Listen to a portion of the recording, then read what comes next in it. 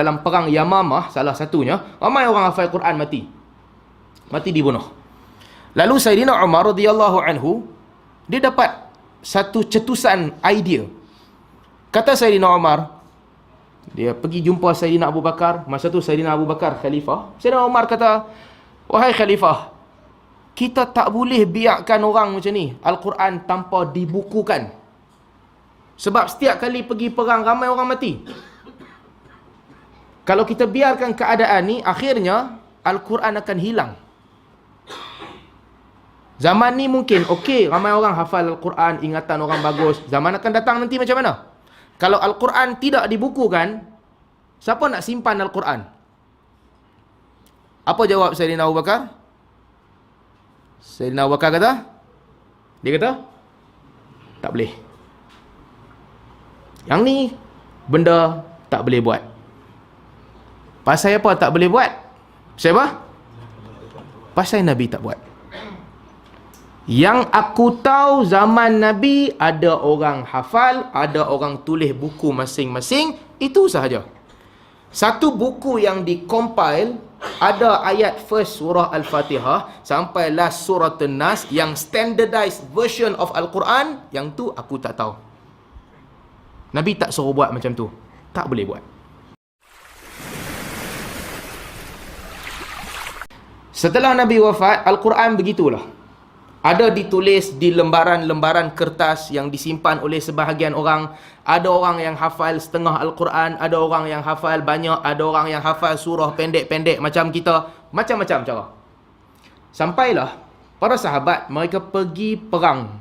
Banyak perang ketika tu, lawan dengan orang murtad, lawan dengan pembukaan kota-kota Islam dan sebagainya. Dalam perang Yamamah, salah satunya, ramai orang hafal Quran mati dibunuh. Lalu Sayyidina Umar radhiyallahu anhu, dia dapat satu cetusan idea. Kata Sayyidina Umar, dia pergi jumpa Sayyidina Abu Bakar. Masa tu Sayyidina Abu Bakar khalifah. Sayyidina Umar kata, wahai khalifah, kita tak boleh biarkan orang macam ni Al-Quran tanpa dibukukan. Sebab setiap kali pergi perang ramai orang mati. Kalau kita biarkan keadaan ni, akhirnya Al-Quran akan hilang. Zaman ni mungkin okey, ramai orang hafal Al-Quran, ingatan orang bagus. Zaman akan datang nanti macam mana? Kalau Al-Quran tidak dibukukan, siapa nak simpan Al-Quran? Apa jawab Sayyidina Abu Bakar? Sayyidina Abu Bakar kata, dia kata, tak boleh.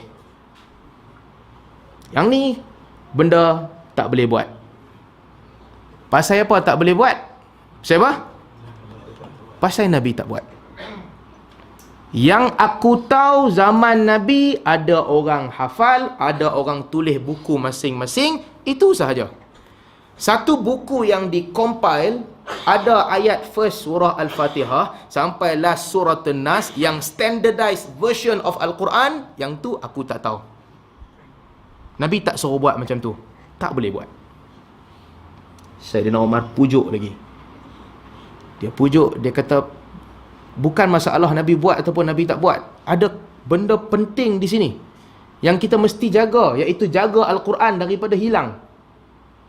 Maka dia pujuk, dia pun bagi alasan yang bermacam-macam. Akhirnya Sayyidina Abu Bakar pun setuju. Dia setuju dengan pandangan Sayyidina Umar, okey, kita kena bukukan Al-Quran dalam satu mushaf. Maka mereka berdua pun pergi jumpa dengan siapa yang nak jadi ketua lajnah himpun Al-Quran. Mereka cari Zaid bin Thabit radhiyallahu anhu. Sebab Zaid hujung sekali sebelum Nabi wafat, dia hadir dan dia tahu susunan yang final. Surah mana depan, surah mana belakang, ayat mana dalam surah mana. Dia tahu dan dia hafal Al-Quran. Dia tulis dan dia hafal. Maka Sayyidina Abu Bakar dengan Sayyidina Umar, dua-dua orang pergi jumpa dengan Zaid bin Thabit. Boleh tak tolong satu kerja?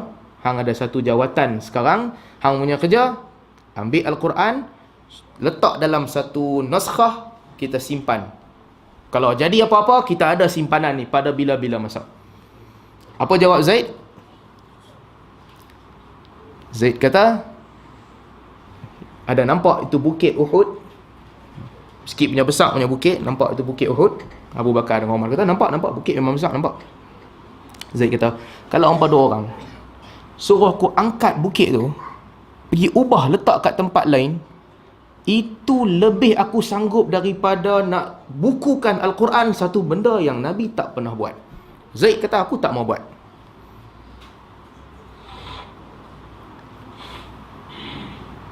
Para sahabat ketika tu nak ikut apa yang Nabi suruh. Nabi tinggalkan Al-Quran dalam hati sebahagian orang dan juga dalam sebahagian kertas yang berbeza-beza. Yang tu okey. Tapi sekarang kita nak simpan, letak dalam satu buku yang rasmi, itu Nabi tak buat. Mana boleh buat? Maka mereka pujuk Zaid. Mereka kata, macam-macam lah alasan. Zaman Nabi, Al-Quran sedang turun. Kalau kita buat buku siap-siap. Sekali tiba-tiba Nabi kata, ayat ni letak tengah-tengah antara ayat yang depan dengan ayat yang belakang. Nak buat macam mana? Ayat ni Nabi kata, masukkan dalam surah ni. Susah. Sebab tu lah orang susun. Ikut susunan masing-masing. Sekarang Nabi dah wafat. Al-Quran dah sempurna. Tak boleh bertambah, tak boleh berkurang. Saya nak pegang Quran senang sikit. Sebab kita tengah cerita pasal Al-Quran ni. Kan? So Al-Quran dah lengkap. Apabila dia dah lengkap, bolehlah kita nak buat buku. Tak ada siapa boleh kata buat masuk ayat ni kat sini, tukar pergi ke sana. Maka pujuk punya pujuk. Akhirnya Zaid pun setuju. Okey, aku setuju. Apa mereka buat? Zaid bin Thabit, dia tunggu di pintu masjid. Dia ada hafazan dia. Dia ada tulisan dia. Setiap yang dia hafal tu disimpan dekat dia. Semua orang datang bawakan ayat Al-Quran yang dia hafal dan dia tulis. Satu orang datang bacakan ayat. Satu orang lagi pula datang kata, betul, aku pernah dengar ayat yang sama Nabi baca. Satu orang datang bawa tulisan. Tengok, ni 2 orang baca sama macam yang aku tulis daripada Nabi. Zaid kata, aku pun hafal benda yang sama. Aku pun tulis benda yang sama. Masuk dalam Al-Quran. Masuk dalam naskah. Kalau mai satu orang, aku ada hafal satu ayat. Dia baca punya baca. Orang lain kata, kami tak pernah dengar pun. Hang seorang yang hafal. Masuk tak masuk? Tak masuk. Maksudnya, sama ada hafazan dia silap, ataupun Nabi kata kat dia benda lain, dia ingat Al-Quran, banyak kemungkinan lain. Kalau tulis, baca satu ayat, tiba-tiba seorang hafal, ada satu tambah perkataan di tengah-tengah. Orang lain tak tahu, terkeluar. So, jadi yang dikumpul dalam mushaf zaman Abu Bakar, mestilah benda yang Zaid hafal. Benda yang Zaid tulis. Benda yang ada 2 orang lain hafal. Dan ada orang lain tulis. Baru masuk dalam ni. Kalau mai cukup syarat dah. Ada orang hafal, ada orang tulis, Zaid pun hafal, Zaid pun tulis. Tiba-tiba datang satu orang sahabat kata, ni bukan ayat Al-Quran ni. Masuk ke tak? Masuk. Majority rule. Macam demokrasi juga lah. Majority. Kalau ramai kata masuk, masuk. Tu yang jadi dengan Qul a'udhu birabbil falaq dan Qul a'udhu birabbin nas. Time nak kumpul tu, Abdullah bin Mas'ud kata, 2 ni bukan Al-Quran. 2 ni ruqyah. Qul a'udhu birabbil falaq dengan Qul a'udhu birabbin nas ni kami baca buat ruqyah sahaja. Tapi sahabat lain kata, tak, ini memang Al-Quran. Kami tulis, Nabi baca. Nabi baca dalam solat dan sebagainya. Akhirnya masuk juga. So, sebelum kita sambung, kalau tuan-tuan belajar kelas fardu ain ke apa kan, orang kata Al-Quran adalah kitabullah, kitab Allah yang diturunkan kepada Nabi Muhammad, yang diriwayatkan secara mutawatir. Mutawatir tu maksud dia mustahil berlaku penipuan, penambahan, pengurangan. Yang tu Al-Quran. Mutawatir di peringkat awal tu maksud dia apa? Bukan sahaja Zaid hafal, ada orang lain juga hafal. Bukan sahaja hafal, ada ditulis di dalam mushaf. Itu yang jadi mutawatir. Jadi Zaid bin Thabit, dia susun Al-Quran, tulis Al-Quran, ditulis dan disimpan berterusan begitu, sampailah akhirnya ada satu mushaf yang telah lengkap disimpan di rumah Abu Bakar. Orang ramai macam biasa. Siapa yang hafal, bacalah apa yang dia hafal. Siapa yang tulis, bacalah apa yang dia tulis. Mushaf disimpan. Abu Bakar meninggal dunia. Pergi zaman Umar. Sampai di zaman Umar, sama juga, macam biasa. Semua orang baca ikut cara masing-masing. 7 huruf yang pertama tadi tu masih ada. Yang ditulis, dikompil satu saja. Bahasa Quraisy. Tapi semua orang baca ikut cara masing-masing. Orang Kufah baca cara Kufah. Orang Basrah baca cara Basrah. Orang Syam baca cara Syam. Orang Yaman baca cara Yaman. Berbeza. Sampailah sekarang pekan dah besar. Orang dah pergi ke merata-rata tempat.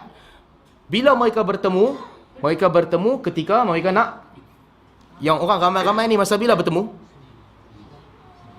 Bertemu ketika satu haji lah. Satu lagi selain daripada haji dan umrah, ketika mereka pergi perang. Kenduri zaman tu mereka tak bertemu, mereka panggil orang dekat-dekat ya. Kita yang kenduri panggil mana hala orang semua kan. Baik, pergi perang mereka bertemu. Malam nak perang, apa jadi? Semua orang bagus, niat baik, semua orang baca Al-Quran. Perang lawan Azerbaijan masa tu, baca Al-Quran. Bila baca, sampai dekat sebahagian ayat, orang Kufah kata, salah bacaan ni. Dia kata Madinah punya cara salah. Orang Madinah pula kata, dak, hang punya yang salah. Orang Mekah pula kata, kami punya cara yang betul. Sebab Nabi, Mekah ni tempat yang mulia. Asalnya Islam turun di situ. Bacaan kami betul. Orang di Iraq kata, tak, kami belajar dengan Abdullah bin Mas'ud. Orang yang paling hebat, yang Nabi puji dia, yang belajar dengan Nabi. Bacaan kami mesti betul. Orang di Madinah pula, tak, banyak sahabat Nabi duduk dekat tempat kami. Bacaan kami mesti yang paling betul. Sekarang bacaan siapa yang betul? Semua orang bergaduh. Ramai-ramai orang bergaduh. Mana satu yang betul, mereka bergaduh. Akhirnya satu orang sahabat Nabi sallallahu alaihi wasallam yang bernama Abdullah bin al-Yaman, bukan, Huzaifah bin al-Yaman. Huzaifah bin al-Yaman, dia duduk dalam perang tu, dia tinggalkan medan perang. Tak apalah, hampa boleh perang esok, aku ada benda yang lagi penting daripada perang. Dia balik ke Madinah, dia pergi jumpa Umar. Umar masih hidup ketika tu. Kata Huzaifah bin Yaman, wahai Umar, ada satu benda yang hang kena buat sekarang ni. Hang kena satukan orang ramai supaya semua orang baca satu mushaf yang sama sahaja. Sorry, bukan zaman Umar, zaman Osman. Umar pun dah meninggal ketika tu, dia pergi jumpa Osman. Hang kena satukan orang semua supaya mereka baca satu mushaf. Kalau tidak, mereka akan berpecah sebagaimana orang Yahudi dengan Nasrani telah berpecah kerana kitab-kitab mereka. Yahudi bergaduh, semua mazhab kata kitab dia betul. Nasrani sesama mereka bergaduh kata kitab mereka yang paling betul. Kata Hudzaifah bin Yaman kepada Uthman bin Affan radhiyallahu anhuma, kumpulkan orang dengan satu mushaf. Kalau tidak, orang Islam akan berpecah. Mana boleh biar macam ni? Semua orang kata aku baca betul, hang baca salah. Aku punya Quran yang betul, hang punya Quran tak betul. Akhirnya Uthman bin Affan radhiyallahu anhu, dia panggil balik Zaid bin Thabit. Panggil Zaid bin Thabit balik. Tulis semula Al-Quran. Ikut bacaan Quraisy yang betul-betul Quraisy. Satu tulisan yang sama. Aku tak nak ada masuk benda-benda lain. Al-Quran sahaja, lengkapkan dengan tulisan Quraisy. Zaid bin Thabit kata, boleh. Bagi aku nuskah yang asal dulu tu, yang tulis zaman Abu Bakar, aku copy balik yang paling lengkap. Yang lain-lain kita keluarkan. Ketika tu mushaf tu duduk ada di Hafsah. Lepas Abu Bakar meninggal dunia, Abu Bakar tinggal ke Umar naskah tu. Lepas Umar meninggal dunia, Umar tinggal ke anak dia Hafsah. Osman pergi jumpa Hafsah, minta pinjam sekali mana kitab Al-Quran yang telah ditulis di zaman Abu Bakar dulu. Hafsah kata, nah, ambil, tapi satu syarat. Lepas dah tulis ke, kopi, bagi balik. Jangan ambil terus. Ini tinggalan sejarah. Bapa aku tinggal daripada Abu Bakar. Bagi balik. Jangan ambil. Osman kata, okeylah. Kami tulis, nanti kami bagi balik. Bagi kepada Zaid bin Thabit, dia tulis. Bila sampai beza perkataan dan sebagainya, Osman bagi arahan sekali lagi kepada Zaid. Ikut bahasa Quraisy. Sebab Quran turun kepada orang Quraisy. Bahasa lain yang bercanggah dengan Quraisy, keluarkan dia. Bahasa Quraisy yang dipegang. Dia pun tulis, siap tulis. Dah siap tulis, kata Saidina Uthman, buat kopi. Salin kitab sama yang hang dah tulis, buat beberapa nuskah. Maka dia pun salin-salin dengan beberapa orang sahabat, buat beberapa nuskah. Apa yang mereka buat? Saidina Uthman ambil naskah ni, dia hantar pergi ke setiap negara. Pergi ke Syam, pergi ke Basrah, pergi ke Kufah, pergi ke Yaman, pergi ke Mekah, pergi ke Madinah. Ada 6 tempat. Pergi ke semua tempat, bawa nuskah dan bawa orang yang fasih dalam bahasa Quraisy. Pergi ajak mereka baca Al-Quran. Pergi ke semua tempat ni. Lepas tu apa lagi berlaku ketika tu? Lepas dia hantar ni, dia kumpulkan semua tentera. Semua tentera pergi ke semua negeri orang Islam. Pergi buat apa? Cari mana-mana Quran yang kamu jumpa selain daripada ni yang betul ni. Selain daripada rasam Uthmani ni, selain daripada ni, kamu jumpa mana-mana Quran, buat apa? Bakar. Lupuskan. Hapuskan. Aku tak nak ada siapa-siapa pun baca melainkan dengan huruf Quraisy sahaja. Asalnya dia turun dengan 7 bahasa. Sebab nak mempermudahkan orang. Tetapi lama-kelamaan orang bergaduh kerana 7 bahasa tu. Kata Saidina Uthman, hapuskan, lupuskan, bakar. Tinggal yang aku hantar ni saja. Kalau nak kopi ke apa ke, kopi daripada rasam Uthmani. Yang lain hilangkan. Maka ketika itu, para tentera pergi ke semua negara, mereka bakar dan mereka buang semua Al-Quran, yang bakar semua nuskah yang ada. Yang tinggal hanyalah rasam Uthmani. Dan satu lagi, iaitu lagi satu, Hafsah punya yang asal tu. Sebab Osman janji dengan dia nak bagi balik. Osman pun pergi hantar balik ke Hafsah, simpan balik hamnya ni. Yang lain semua dibakar.